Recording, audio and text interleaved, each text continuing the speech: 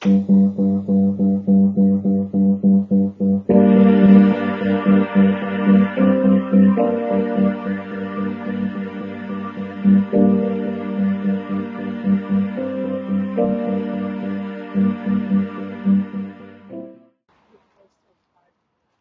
everybody, I'm Rob Brannock. This is my dream come true, Rob's Records and Audio, located at 286 Main Street in Great Barrington, Mass. I'm open every day till 6 o'clock, except Sundays till 5. Come on in and check it out. Don't be shy, come on in. I'm Rob Brannock, by the way. Nice to meet you. So, this is my record store. This is Rob's Records and Audio, and these are all brand new pressings. Believe it or not, they still press vinyl today. There's also used pressings, which we'll get to, which is on the other side of the store. But this is all brand new pressings. So for instance, look at this. Bam! Taylor Swift. People are very excited about Taylor Swift. There is actually an interesting fact. 1 out of every 22 records sold in America is a Taylor Swift record. Think about that. Yeah, pretty crazy, right? But yeah, there's all these pressings that are new. I mean, they're, as we speak, there's vinyl being pressed. So this is all Taylor Swift. This is, there's some Taylor Swift up here. So we have everything from rock, hip hop, punk. We are a record store day store, which means that there's only a few independent stores in the world, for that matter, but certainly in America, that once a year they have this thing called Record Store Day, which is for independent record stores. Amazon, Target, none of those places are allowed to have these records. And once a year we get these records, and people literally will line up at 2 in the morning hoping to get their favorite titles. And this is what's left from the last Record Store Day. So pretty cool stuff. Like this is a very cool guy named John Craigie. Sgt. Pepper's Lonely Hearts Club Band, a Beatles record, of course. And John Craigie redoes it his own way, which is cool. But all kinds of cool stuff in there. Yeah. And then got to have a metal section. Big metal fan. This is all metal. You got your AC/DC, you got Motley Crue. For those metal fans, we all know who that is. Bam! Metallica. Lots of fun stuff. And then if you come over to this side of the store, well, we should probably just take a quick peek at this too. We do sell audio equipment, because if you want to play records, you got to be able to have something to play it on. So these are various systems that we've kind of curated and put together so that everybody who wants to listen to records has that opportunity. There's some that are very inexpensive, and then there's some that are very expensive. So basically anything you would need, we can fill that. But yeah, so these are some of the records, or record players. I'll just give you a quick kind of example. Here's a Sonny Rollins. Very cool. Greg, if you'd be so kind, could you turn that down, please? And so what we're going to do is we're going to play, give you an example of something that's very affordable and yet sounds absolutely amazing. Turn that down a little. And what's cool about record players these days is they actually have a built-in phono preamp. And what that means is you don't need to get an amplifier anymore. You can literally use powered speakers, which plug into the wall, and get the record player, plug it right in, and boom, you got music. So pretty cool. I grew up in a family of 4 boys, and we always had music on in the house, always. There was always something going on, particularly the Beatles. So I had a love of music right out of the gate, and loved records. I actually brought home a 45, which was my first record ever. I was very proud. Queen, Bohemian Rhapsody. And couldn't wait to show my older brother Dave. And I ran into him and I said, look what I got. I bought a record today.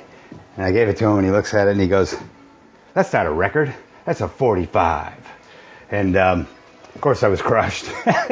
So shortly after, I was able to get Cheap Trick live at Budokan. And yeah, and my love of records ever since I can remember. And when I was in 6th grade, my teacher asked the whole class, what do you kids want to be when you grow up? And when it was my turn, I said, I want to open a record store. So here we go. 4 decades later, I opened a record store. And so the way it kind of came about, so like I said, it's something I always wanted to do. But, you know, life is life, and you got to make a living, you got to do your thing. And I worked at a place called Mountainside at a treatment center. I was a residential supervisor there. And in 2020, I got COVID, and I got pretty sick. And I have COPD. You know, I have trouble as it is, and so I was a high candidate for trouble when it came to COVID. So I got pretty sick. It was hard to breathe, and I went back to work after 4 months, and I just couldn't do it.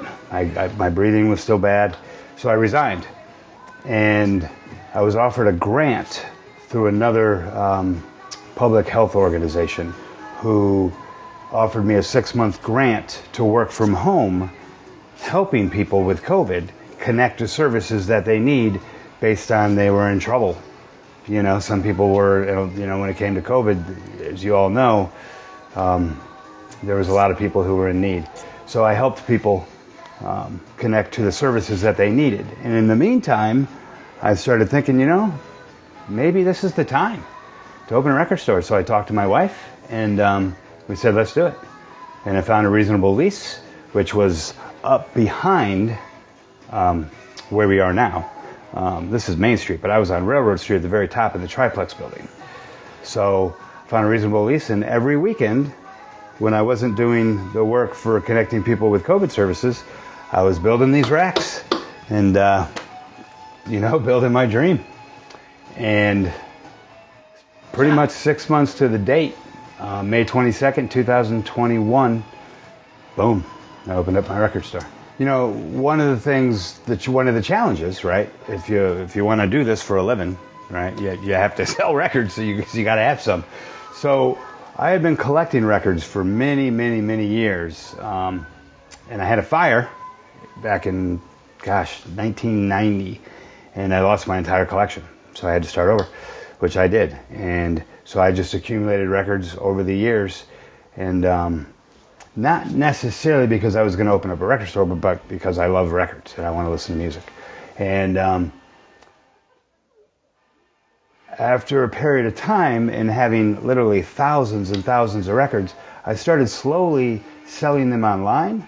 There's a couple of places where you can do that, mainly eBay, and was making a little bit of money, not much, of course, but I would take that money and I would put it away with the thought that maybe someday I'll open a record store. So I would go to people's houses. I would go to, you know, people. I put ads in the paper, and I would like literally, you know, rustle in people's attics.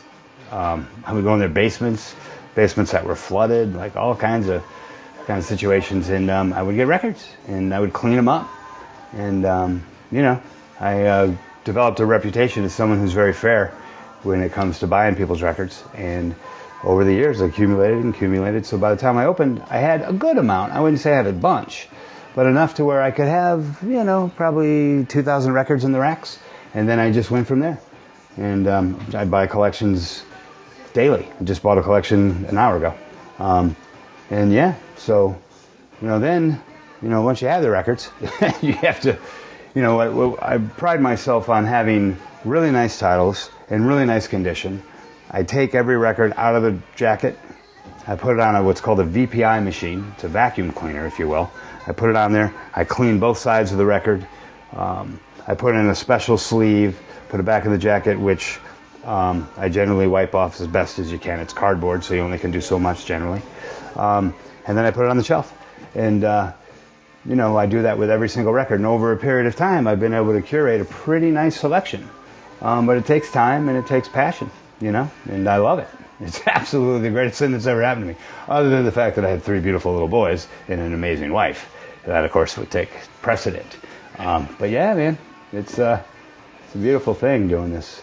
So you can visually look at a record and have a pretty good indication of what it may sound like, but you got to play them, because you know it's very interesting. You can look at one record and think, oh my gosh, this doesn't look too good, and then play it, and it actually can withstand more abuse, if you will, from years and years of people listening. And then you can look at other records which look amazing, put them on, and they have some surface noise. But doing this for a long time, not just owning a record store, because that's only been 2.5 years, but being into records, I started to get a feel of what labels actually sound pretty good, what vinyl is being used, how it's pressed, because there's so much to learn about records and how they're going to sound and what record label sounds better than others and what years were good pressings, what years weren't good pressings. Value of records is another big thing in terms of, rarity, when you can find records. It's a lot. It's not just about going to a tag sale, buying, box of records and boom, you're in. I take a lot of pride in trying to provide people with something that hopefully is going to give them a soulful experience. This is about, for me, this is my mission. It says on every receipt, if you buy a record from me, it says, changing the world one tune at a time. And that's really what this is, man. Cool. Yeah. Talk to me about your type of customers. Type of customers? All types of customers. I have little kids coming in with their parents, their grandparents, maybe great-grandparents, who have a love of music. And some, younger kids now have really gotten into vinyl. And I think it's because, they've been streaming music on Spotify. And now there's this new experience for them because they weren't there the first time, like some of us older people, and they're able to look at the art and they're able to touch the record and they're able to put it on a turntable and watch a needle touch the record as it spins around and hear this beautiful, warm, emotive experience where, Spotify and Apple Music or whatever it is that people use to stream, certainly you can hear it, but the information, the music itself is so compressed that you're not really hearing it. So, the type of customers are, people my age, people much older than me, people much younger than me. It's across the board. And really, it's the language of love. Yeah, so we were just looking at the new pressings part of the store. Over here is what I like to call previously owned, also used records. So this whole side is dedicated to used albums. And there's everything from country, folk, reggae, comedy, soundtrack, singles, punk, house, Brazilian, exotica, classical, and then, of course, classic rock. And within classic rock, of course, you got metal. And then we have a pretty extensive jazz collection. We pay a lot of attention to curating jazz. I haven't been a huge jazz fan my whole life, but in the last few years, I've really grown to appreciate jazz. I've always appreciated, the staples, but now I've kind of taken a deeper dive and really, really am enjoying that. Something that I thought you might think was cool, or you might want to hear about, there's some very cool kind of rare pressings that we have. Like, for instance, I'll show you this here, which is a Lynyrd Skynyrd Street Survivors record. Lynyrd Skynyrd was involved in a fatal plane crash where some of the members were actually deceased, unfortunately. And this record came out right around the same time. And as you can see, there's flames on the cover. And it was bad, and not intentional, of course, but it was bad taste. So these records with the flames, were taken off the shelf. And they replaced it with this record, which I can find real quick, hopefully. Right here. Oh, nope, that's still the flames. I think I have one without the flames. Here we go. So you can see it's the same record. Basically, same record. It's a different stance, but there's no fire. There's no flames. And so they put this out instead. One of their greatest records, by the way. Very, very good. They had a new guitar player in this band who actually came from the Strawberry Alarm Clock, which is kind of cool. Nobody would equate the Strawberry Alarm Clock with a member of Lynyrd Skynyrd, but it did in fact happen. So yeah, I'm a huge Beatle fan, as I said. So in my record store, record stores generally start with A, correct? Well, not in my store. They start with the Beatles. Then we get to A. because for me, the Beatles are where it started. So, and I'll just flip through a few of these. That was AC/DC that you saw, the Allman Brothers, Adele, Aerosmith, Aldo Nova, Aerosmith again, Allman Brothers. This is a very cool band not many people know about, called Jeff Angel's Static Land. America, then you get into Bees, you got Bad Company, Badfinger, very cool band. George Martin from the Beatles actually produced this record, very cool record. But yeah, all kinds of cool stuff. Jeff Beck, very fun older record. Well, 1980, 43 years old. Beautiful, still in the shrink wrap. I mean, it's a gorgeous copy of that. Yeah, all kinds of cool stuff. So, I also have a lot of Beatles. So you got Rubber Soul, Sgt. Pepper, Abbey Road, another Sgt. Pepper, Magical Mystery Tour, one of my favorites, Revolver, beautiful Parliament, UK import, very hard to find. You got the Beatles' Red record, which is their early greatest hits. Then you got the Blue, which is the later greatest hits. You got Hard Day's Night, another older Pepper record. This is an original 1967 mono pressing. Very cool, sounds amazing. One of my favorite Beatle records, the White Album, with the raised Beatles and, of course, the serial number. Very cool record. Let It Be, another White Album, Beatles Help. Then some miscellaneous stuff that you don't see every day, like this. This is all love songs. Very, very cool record.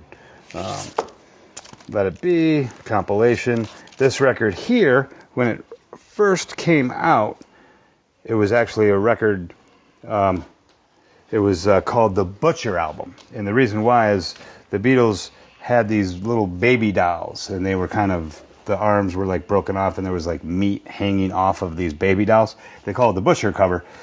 They had to paste over those because it was considered gruesome back in 1966. And this, sad to report, is not a Butcher record. This came out after. So even though you can unpeel it, there's not a Butcher cover. But I do have some Butcher covers at home, and I have sold a few here at the store. And then, very cool record. This is one of the most counterfeited record in the world of all time. There is hundreds of counterfeit, the Beatles, England's #1 vocal group.